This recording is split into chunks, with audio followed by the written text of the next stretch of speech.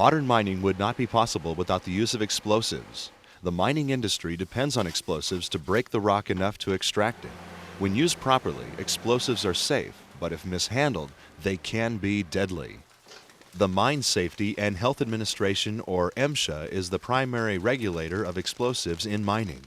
The regulations can be found in the Code of Federal Regulations. In addition to MSHA, the Bureau of Alcohol, Tobacco, and Firearms, as well as state and local law enforcement, can also be involved. Any employee working with or around explosives must be familiar with these regulations. Your company may also have its own policies about handling blasting materials. The Institute of Makers of Explosives, IME, provides in-depth recommendations on how to handle them safely, as do the individual manufacturers of explosive materials. Every case of powder has a list of recommendations and instructions. You should review this information frequently. It is critical that you know how to work safely around explosives. Your life is at risk if you don't.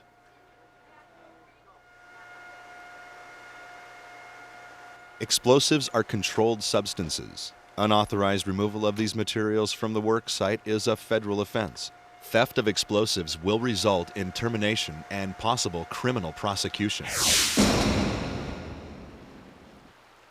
Lost or stolen explosives must be reported to the BATF immediately.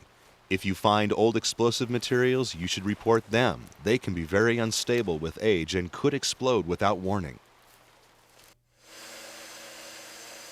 Safe handling of explosives is a major concern for all employees. Regulations are the result of serious or even fatal accidents. Even though explosives used today are safer and more reliable than ever, unsafe actions or conditions may have deadly results.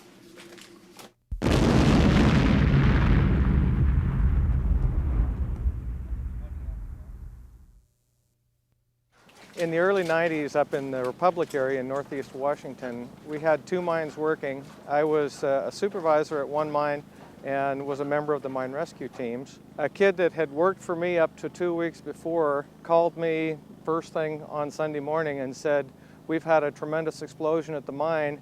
There was air curtains blown out, there was rock down, there was pipelines torn out." 2 guys were working loading drilled rounds. The powder vehicle itself had blown up. The report was there was between 14 and 22 cases of water gel explosive on the vehicle. There was also 1,000 pounds of ANFO in a hopper and probably around 1,000 non-Ls. When we got on the scene, the powder vehicle was actually gone. The 1,000-pound hopper of ANFO was the only thing that told us the vehicle was there. It was basically untouched for some reason. The body of the powder vehicle was gone.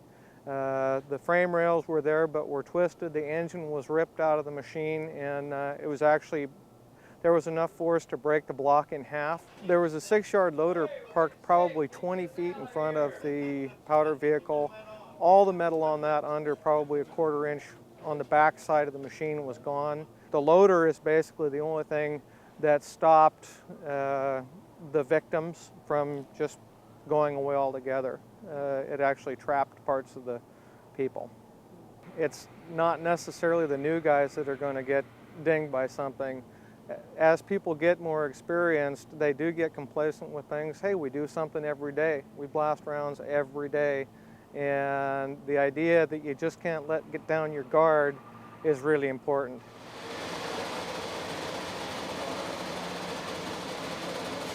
There are many types of explosives used in modern mining. In all cases, once they are delivered to the mine site, they become the responsibility of the mine and of the miners who handle them. Training and safety instruction is imperative for those working with and around explosives.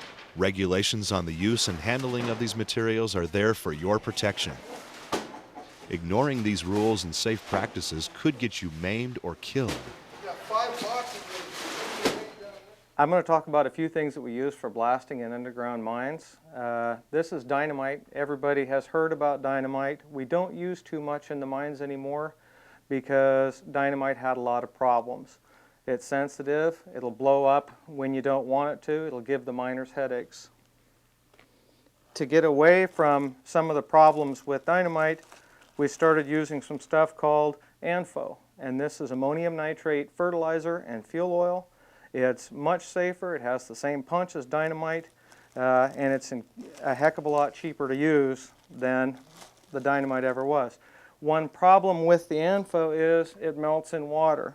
One of the ways that we got around the problems with ANFO, the wet holes and whatnot, is by special packaging or by mixing it with plasticizers that make it so it's not sensitive to water. This is called water gel. There are a couple other products made that are pumped in. They look like a strawberry milkshake. They pump the explosive in the holes, and it does the same thing as the ammonium nitrate. It's just not in the package. A couple of the detonators that we've used in the past. This is a blasting cap on safety fuse, and they were widely used in the industry. They are not commonly used anymore. Another one that was commonly used in the past was electric blasting caps. They made it possible to break rock very effectively, but they also had some drawbacks. Any stray electricity could set off the blasting cap, and of course you'd have a problem. One way that we've gotten away from the problems with electrics is to design another type of detonator called a non-L, which stands for non-electric. This is a hollow tube. It has a special powder in it, not very much of it, and it's designed to be set off by an explosive called primacord. The tube sets off the blasting cap itself, which sets off the explosive, and that's basically what we use now. Blasting agents should remain in the manufacturer's containers until they are used underground. When you are transporting a supply of explosives in a shaft, you must notify the station tenders and hoistmen. Powder on the north. Once on the cage, the different blasting agents must be in separate, closed containers, and no muck, materials, supplies, or people may be transported when explosives are in the shaft. Skips or cages in adjacent shafts may not be used at this time either. Be sure to secure explosives so they don't move around during transport, causing sparks or impacts that could set them off. Once delivered to the shaft station, they must be moved immediately to the underground powder and primer magazines. When you are bringing explosives into the mine, it is important not to transport detonators with other explosives unless they are in approved separate conveyances. They must be in their own containers and should be moved as quickly as possible to the level magazines. No other materials may be transported with explosive materials, and all vehicles carrying them must be posted with proper signs. Prior to transporting these materials, inspect equipment to ensure it is safe to operate. If transport vehicles require repairs, they should never be taken into the machine shops when loaded with explosives. Only those employees needing to handle the explosives should ride on the equipment, and vehicles must never be left unattended when they are loaded, unless the cargo area is securely locked. Only non-sparking materials should be transported in the cargo space with explosives. When you leave the vehicle, make sure the brakes are on, the wheels chocked, and the engine turned off. No explosive materials should ever be transported on locomotives. If you are carrying these materials by hand, make sure they are in closed, non-conductive containers and that detonators and other explosives are in separate carriers. Underground primary storage magazines should be left clean and tidy and posted with warning signs. Trash or other materials that could be ignited must not accumulate in or near the magazine. If it is necessary to do repair work that could produce sparks, explosives should be moved at least 50 feet away before work begins on the magazine. Access to the magazine must be unobstructed. If you notice unstable roof conditions, take care of them immediately to prevent injury to yourself or fellow workers. Only explosive materials and equipment associated with them should be stored in the magazines. When you are removing explosives from the magazine, use the oldest ones first. Materials and supplies needed at the face should be delivered as close to the beginning of the charging operation as possible to avoid having them left unattended. You should only deliver what is actually needed and return unused explosives promptly to the magazine. If your mine uses auxiliary storage facilities, they must be stocked with no more than a 1-week supply of explosive materials. These auxiliary boxes must also be posted with warning signs and kept suitably dry, clean, and in order. If they are damaged, repairs should be made immediately and no debris should be allowed to accumulate. If your mine uses day boxes, follow the procedures for them outlined by your management. All underground storage facilities for explosives must be kept locked unless access to the underground is secure. Dust and fumes from a blast can be hazardous to your health. At the start of your shift or when you are entering an area after a blast, you must wait for the ventilation to clear the air and a post-blast inspection to be made by a qualified person. A blast area can be unstable. When you arrive, check the face, ribs, and muck pile carefully for misfires and bootleg holes. Wash the area thoroughly before any other work begins to control dust and wash out misfires.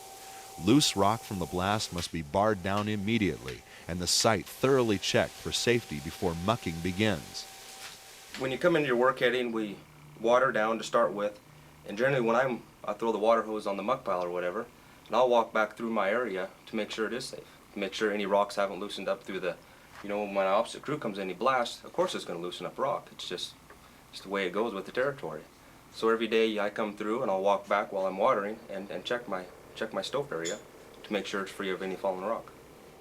Never drill a bootleg or misfired hole. Undetonated explosives could ignite unexpectedly and destroy anyone or anything in the area. If you find a misfire, you must dispose of it immediately, preferably by washing it out or by blasting it. If you can't dispose of it safely, post warnings at all approaches to the area and notify management at once. When you are ready to load a round, always do it carefully and in a manner approved by your management. After a face or work area has been drilled in a predetermined pattern, check each bore hole and clean it out to make sure it is safe for loading. Use the proper type and amount of explosives, and remember that primers and boosters must never be tamped or dropped. Your tamping bar should be approved and made of wood or other non-sparking material. A safety fuse must be adequate in length. Never cut them shorter than 3 feet. Combustible materials are not used for stemming. Open flames are prohibited within 50 feet of these materials. Whether they are in a magazine, day box, or loaded in the face, smoking is not allowed in this area. This also means that only ignition devices designed for that purpose can be used to ignite a safety fuse. No lighters or cigarettes. If electrical detonators are used, they must never be handled if there are stray currents present, such as static electricity or electrical storms. They could blow up unexpectedly with disastrous results. When the face is charged and ready to blast, you must secure the area before you leave. To protect other workers in the area, guard all possible entrances during the blast so that no one may enter the area until the air is clear. You must also give a clear warning call in all directions prior to detonation. Fire in the hole! Most mines have established blasting schedules and warning signals, and every miner must be familiar with these. It is management's responsibility to ensure that you have a safe and healthy workplace, but it is your job to understand and follow blasting schedules and procedures. Every mine has its own policies and practices on the safe handling of explosives. With good practices in place, it is your responsibility to work safely around these materials. Mining wouldn't be possible without them.